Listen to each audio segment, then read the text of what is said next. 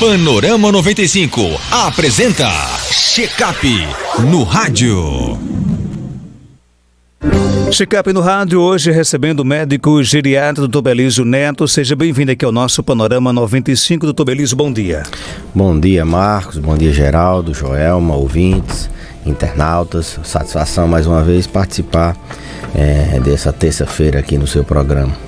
Olha, cuidar de uma pessoa idosa não é uma tarefa fácil. Geralmente, essa responsabilidade fica para o membro da família, né? Ou para algumas pessoas que acabam ganhando a confiança do idoso, da família. Agora, o nosso tema de hoje é justamente esse: dicas para cuidar de idosos acamados. É realmente uma situação que merece uma atenção especial, doutor Belísio? Sem dúvida, Marcos. Hoje talvez seja um programa que as pessoas que cuidam do idoso, as pessoas que têm algum idoso, necessitem até assistir mais de uma vez o programa, necessitem passar para outras pessoas assistirem. É um programa bem interessante, bem voltado para essa questão do idoso acamado, do idoso que não tem mobilidade, muitas vezes ele não tem mais senso, muitas vezes ele não fala mais, são sequelados de AVC, são pacientes que têm uma demência avançada, são pacientes que têm as funções básicas de higienização, de alimentação, funções quaisquer dependentes de outras pessoas. E para que isso seja feito de maneira bem eficaz, para que isso seja feito da forma correta, é preciso que as pessoas tenham alguma orientação, alguma maneira de se não incorrer em erros que a gente vê no dia a dia.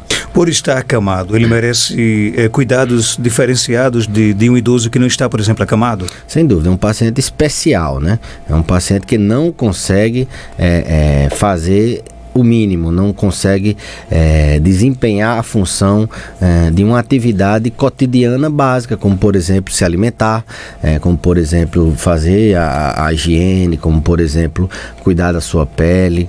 Ele depende de 100% para as atividades básicas do dia a dia. São as atividades de se alimentar, se vestir, autocuidar-se. Então essa pessoa é uma pessoa que requer bastante atenção, é uma pessoa especial que demanda um pouco mais de cuidado, um pouco mais de esforço do cuidador, da família, do profissional que assiste esse paciente, na verdade dos profissionais que assistem esse paciente, requer um cuidado diferenciado, um cuidado maior.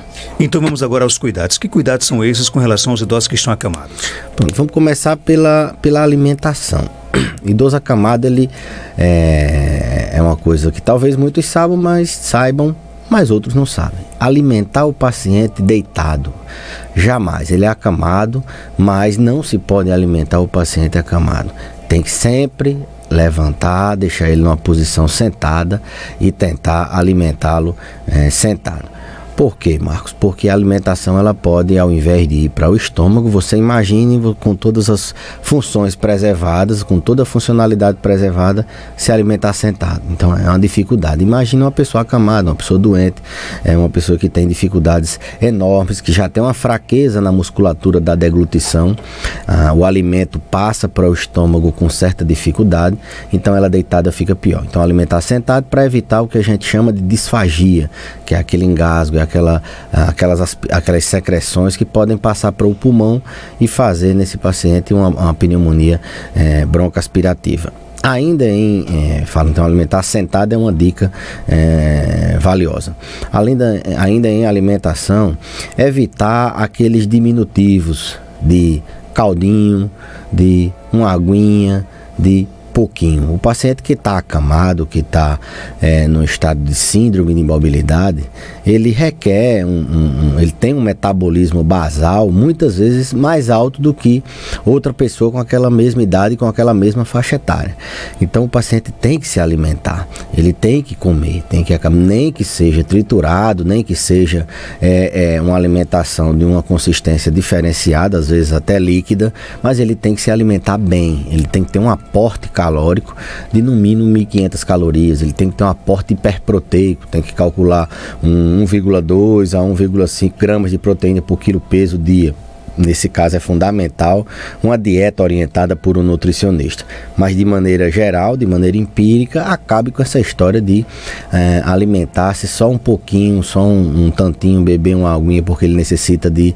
Ele tem necessidades muito maiores do que a gente possa pensar. Evitar de dar a alimentação toda de uma vez, aquela questão de uma refeição copiosa no almoço, distribuir a cada 3 horas, alimentar. Se forem pacientes com sonda, isso fica mais fácil, porque ele dá a quantidade que o paciente necessita, e mesmo os sondados tem que se dar alimentação sentado, o paciente tem que estar sentado. Um outro ponto seria a questão da higiene.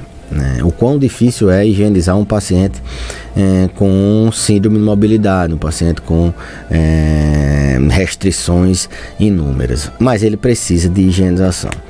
A começar pela boca, né? A gente sabe que a higienização da cavidade bucal, se escovar a prótese, se ele tiver prótese, passar um enxaguante ali com a gaze, com alguma coisa, isso é fundamental.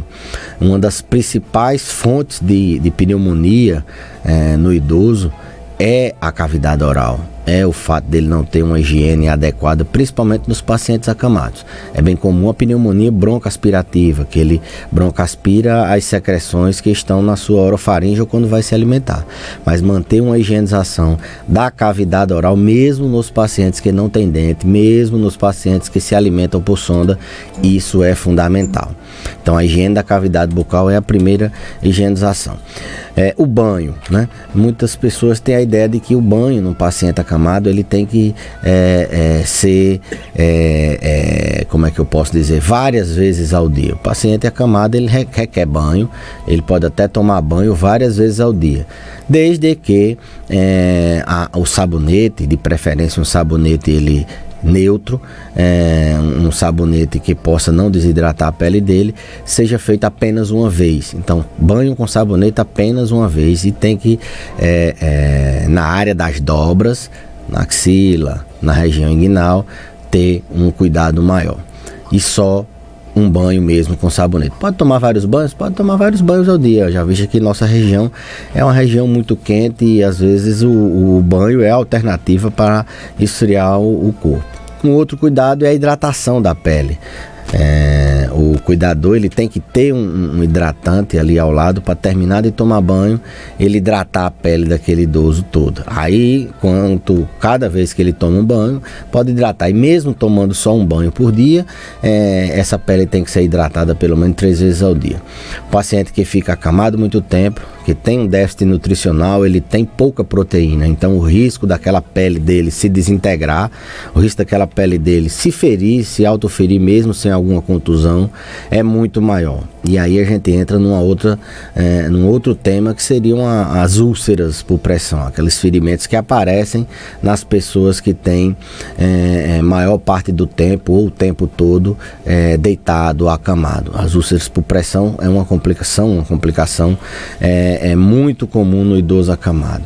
E a hidratação da pele e a nutrição, temas que eu falei anteriormente, eles são fundamentais. O paciente bem nutrido, ele tem proteína, ele evita da pele desintegrar facilmente, e ele, se a pele abrir e fizer uma úlcera, ele cicatriza rápido. Uma pele hidratada, ela tem muito mais dificuldade de se romper, de perder sua integridade, de fazer uma úlcera por pressão. Então, o paciente que tem uma boa hidratação e uma boa alimentação oral, ele vai ter menos úlceras por pressão. Outro cuidado fundamental, e ainda falando de úlceras por pressão, é a mudança da posição. O paciente acamado, ele não pode ficar numa posição o tempo todo, deitado com as costas na cama.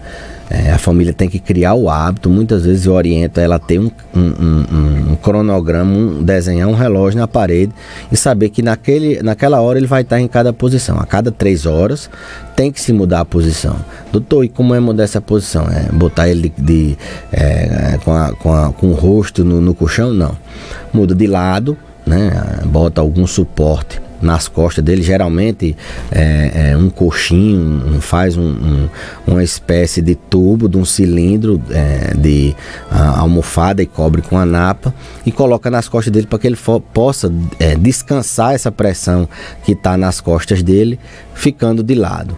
Daqui a 3 horas muda ele para outra posição, pode voltar ele a ficar de costas. Daqui a 3 horas fica do outro lado. Então que mude de posição a cada 3 horas. Uma forma de o paciente ter esse cuidado ele tem um alarme, ele tem um despertador, hoje qualquer celular tem um despertador, ou mesmo ele desenhar num relógio, porque se trocar o cuidador, ele vai saber a cada hora o que é que vai ser feito.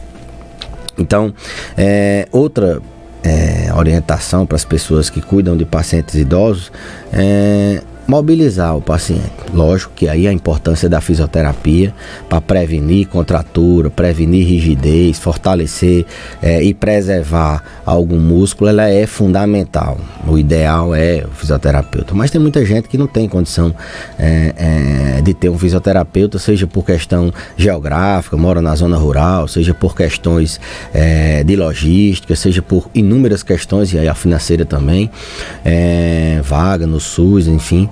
Elas podem movimentar esse paciente, podem fazer uma movimentação passiva. Só levantar as pernas dele durante 20 minutos já melhora a circulação. Fazer uma massagem nas pernas melhora o retorno venoso, ativa a circulação.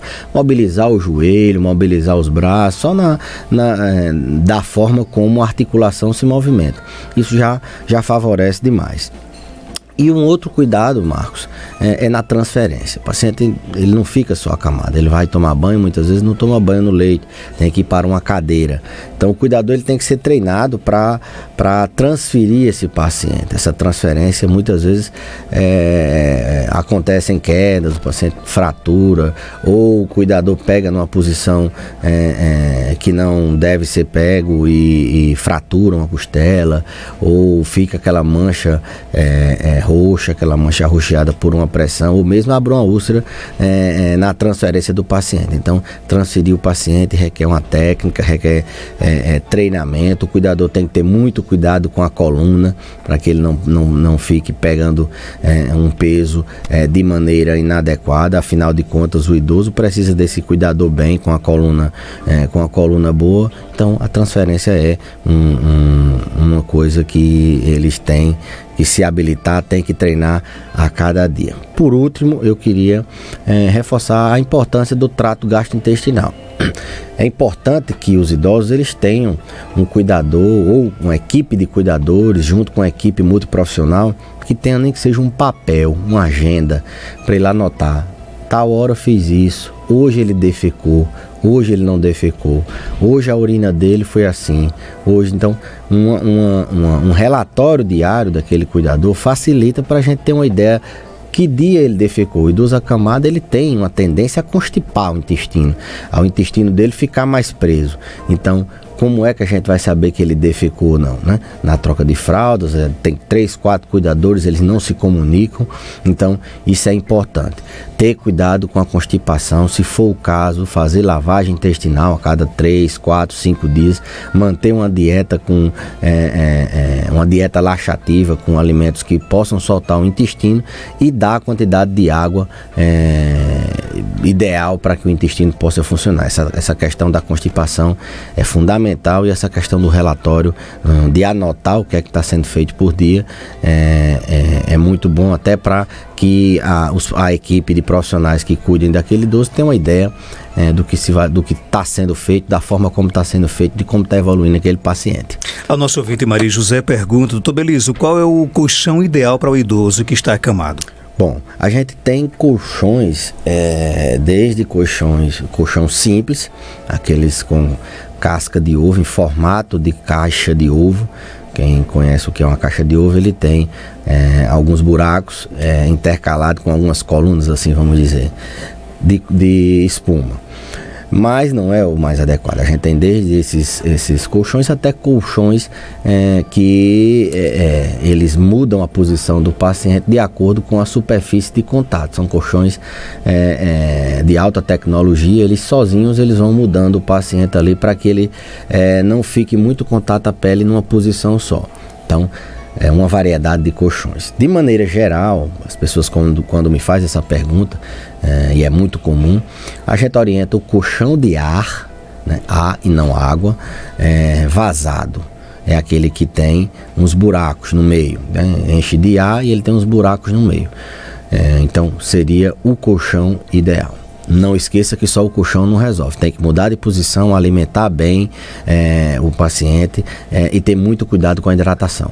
Você já falou sobre isso, mas a nossa ouvinte, ela insiste aqui. Doutor Belísio, como é que eu faço para evitar, por exemplo, no idoso que está acamado, escare? Pronto, a escara, antigamente chamada úlcera por pressão, o ferimento na pele do idoso, muito comum em áreas de protuberância óssea, por exemplo, como na região sacral, aqui como o pessoal na galinha chama, no subrecu, aqui perto do cóccix, perto da região do glúteo. Então essa é a região que quando a gente está deitado, ela fica mais em contato com a cama. Então ela tende a ficar mais úmida, fica pressionada, diminui a irrigação ali. É a primeira área que abre geralmente. São as escaras sacrais. O que é que a gente faz? Faz uma medida que a gente até já orientou. Hidratar essa região, tentar deixar ela em repouso alguns momentos, ou seja, mudar o paciente de lado várias vezes ao dia e alimentar bem o paciente. Caso ela abra, aí requer manter a nutrição, manter a hidratação, e aí vai precisar de um curativo especial e manter a mudança de posição. Então, para evitar, são essas medidas simples, mas que têm que serem colocadas em prática. A gente orienta, às vezes, a mudança do decúbito. O paciente compra o colchão e acha que vai resolver. Não, tem que ter determinação, tem que ser fiel, como um medicamento, essa mudança de decúbito. Nosso ouvinte Mazé Cabral está lá em Alcantil, na Paraíba. Ela pergunta aqui quantas vezes deve-se virar o paciente? A cada 3 horas, a cada 2 horas é o recomendado. Logicamente que quando ele está dormindo, a gente faz isso em média 18 horas por dia, 16 horas por dia. A gente muda de posição ele a cada 3, 4 horas. E aí depende da hora que ele acordar, depende da hora que ele for dormir, 3 em 3 horas. A nossa ouvinte Francisca, aqui do bairro João 23, ela disse que tem muita dificuldade de movimentar as pernas do seu pai durante o dia, né? Existem algumas dicas para facilitar essa movimentação? Será que porque assim, depende de como é que tá as pernas. O paciente, quando ele vai ficando mais avançado, ele vai fazendo contratura. A perna dele vai, ao invés de ter esse movimento de extensão, ela vai ficando em contratura máxima. Então, cada vez mais, quanto mais rígido for, mais difícil é. Se for por isso, se for pela contratura, ela tem que começar a alongar, ela vai ter que contratar talvez um fisioterapeuta para movimentar. Dica para movimentar a perna de paciente. A camada é pegar ela em bloco, pegar as 2 pernas de uma vez só e mudar, né? De uma vez, às vezes o paciente tem uma dor, essa contratura ela dói muito, tem que ir em bloco. Doutor Belísio, se a gente se colocar no lugar do idoso, deve ser muito ruim você passar o dia todo, por exemplo, naquele quarto, né, naquele ambiente. Como é que a gente pode transformar aquele espaço onde o idoso passa grande parte do seu dia num ambiente melhor?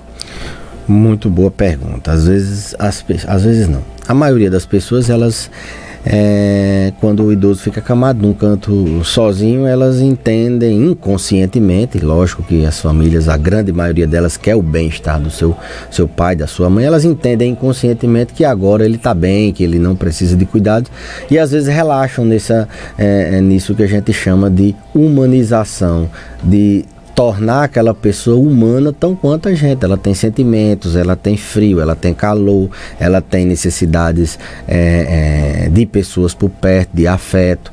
Então, não, a cada 3 horas eu vou lá, dou o medicamento, mudo a posição e saio. Não é bem assim. A própria ambientação do quarto, a própria iluminação, a forma com que as pessoas se dirigem, tem que ser da mesma forma como ele era anteriormente. Isso é um hábito diário. Depois que você cria esse hábito de sempre que chegar lá, manter esse olhar, conversar com o paciente, a gente sabe que só isso não basta. Tem que ser disciplinado nas condições médicas dele, no medicamento, tem que dar na mudança de posição, como eu falei várias vezes na entrevista, na alimentação, tem que ser rigoroso, que não pode também só o bilu-bilu, ficar só acariciando e não fazer nada, como às vezes as famílias têm um que vem só lá alisar a cabeça, dar um cheiro, minha bênção, meu pai, minha mãe, e vai-se embora e não cuida de nada. Já tem outros que não fazem tanto isso e é quem cuida do paciente em casa. Então o ideal seria as duas coisas, ter um ambiente tranquilo, conversar, mesmo num paciente que demência avançada, que não entende, um sequelado de AVC, que você acha que ele não tem mais comunicação com o meio, é importante manter toda a humanidade que você tem, tudo aquilo que você tem de sentimento, de emoção, de comportamento e transmitir para ele, até mesmo notícias do dia a dia, olha, hoje eu fui, faz uma espécie de conversa, uma oração, tudo isso vale. Ou seja, a conversa com o idoso também é importante, deixar ele a par do que está acontecendo no Brasil, por exemplo, as últimas novidades, esse bate-papo diário é importante também? Mesmo que seja um monólogo, você esteja falando e ele não se expresse como se estivesse... Ele escuta bem, né? Escuta, ele mantém a audição. Isso até é muito bom, isso alivia a tensão. Quem soubesse o que era o trabalho voluntário, quem pudesse usufruir de trabalho voluntário, não sabe o quanto de estresse essa pessoa está diminuindo. A gente está agora, eu vi Gorete em alguns meios de comunicação, o abrigo precisando de doações de fraldas, doação de leite, inclusive reforça esse pedido. Mas as pessoas ainda falham muito em trabalho voluntário. Trabalho voluntário ele requer dedicação, requer amor, requer que você faça aquilo que a pessoa necessite e você se sente muito bem. O poder do trabalho voluntário na pessoa que está fazendo o trabalho é muito grande, você se sente muito bem. Então, se você não tem esse hábito, faça esse trabalho voluntário com seu pai, com sua mãe. Não terceirize cuidado, não ache que cuidador profissional ou não profissional vai dar tudo aquilo que você queria que desse. Hoje as pessoas tendem a achar que não, eu vou contratar o médico, vou contratar o fisioterapeuta, o psicólogo, vou contratar a equipe toda, pronto, agora eu parei por aqui, não tenho mais o que cuidar do meu pai, da minha mãe, vou lá uma vez por semana, ver se está dando tudo certo. Não é bem assim. A gente tem que ir todo dia, a gente tem que cuidar, isso gera impacto positivo. A quantidade de idosos que tem, a gente tem marcadores de qualidade de saúde em pacientes acamados, mesmo que não falem nada. Se ele está com dor, se ele está tendo dor, se ele não está tendo, se ele está tendo frequentes infecções, um marcador de imunidade. A gente tem ideia se aquele idoso é bem cuidado, não só na parte de medicamento, mas na parte não medicamentosa também, e que aí envolve questões sociais, psicológicas, psíquicas e até espirituais das famílias. Para fechar, nosso ouvinte Célia, lá do Sítio Lages, pergunta: meu pai teve uma gripe bem forte por mais de um mês e no último domingo voltou novamente a gripar. O que pode ser? Ela falou que é acamado, né? Provavelmente. Ele não explicou, mas deve ser, né?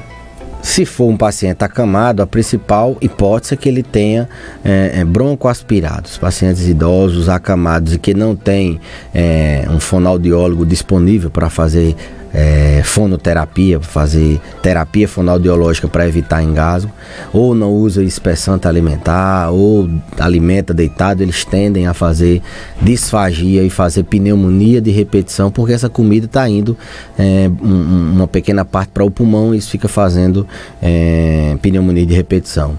Pode ver a questão vacinal, se tomou a vacina da pneumonia e da gripe também. Pode ver a questão da higiene da cavidade oral, será que ela está mantendo essa higiene da cavidade oral? E possa ser que seja alguma coisa clínica, uma tuberculose nesse paciente que ele não melhora em 30 dias, será que ele adquiriu uma nova pneumonia agora por um germe resistente àquele antibiótico? Tem que se investigar a parte clínica e essa parte não medicamentosa de higiene oral, da forma como está se alimentando, se ele não está broncoaspirando, do cuidado que se está tendo. às vezes a gente tem até que lançar mão, Marcos, de procedimentos para desviar o trato gastrointestinal. Ao invés do paciente se alimentar pela boca, ele se alimentar por uma sonda no estômago. Esse procedimento chama-se gastrostomia. Quando o paciente tem essa repetição de episódios de engasgo, de broncoaspiração, está sempre internando por pneumonia, a gente tem que lançar mão desse artifício para ele se alimentar por uma sonda no estômago. Pode ser feita aberta, uma cirurgia muito simples, abre, coloca a sonda e fica se alimentando por ali. Ele já teve AVC, pode ser por causa disso? Pode, pronto. Os pacientes com AVC, eles têm naturalmente uma área da deglutição afetada. Uma parte do cérebro dele foi afetada e eles ficam com dificuldade na deglutição. Então, se ele não foi inicialmente reabilitado com fonoaudiologia, com fonoterapia, ele vai ficar se engasgando, mesmo que seja inaparente, as pessoas não percebam.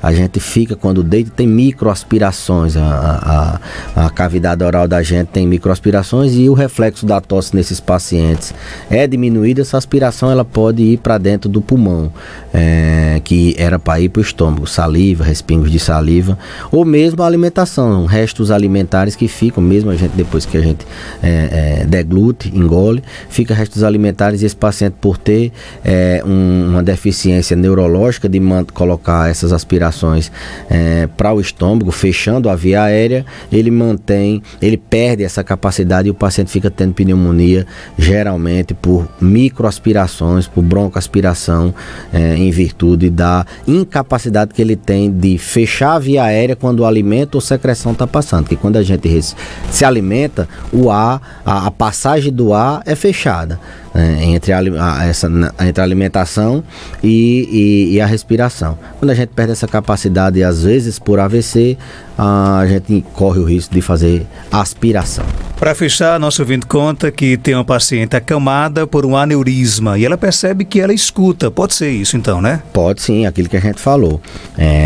O paciente que está acamado e não se comunica, não tem expressão, não consegue se comunicar verbalmente, ele pode se comunicar através de afeto, tanto que eles choram, eles ficam agitados, se irritam quando tem alguma contrariedade ou mesmo alguma dor.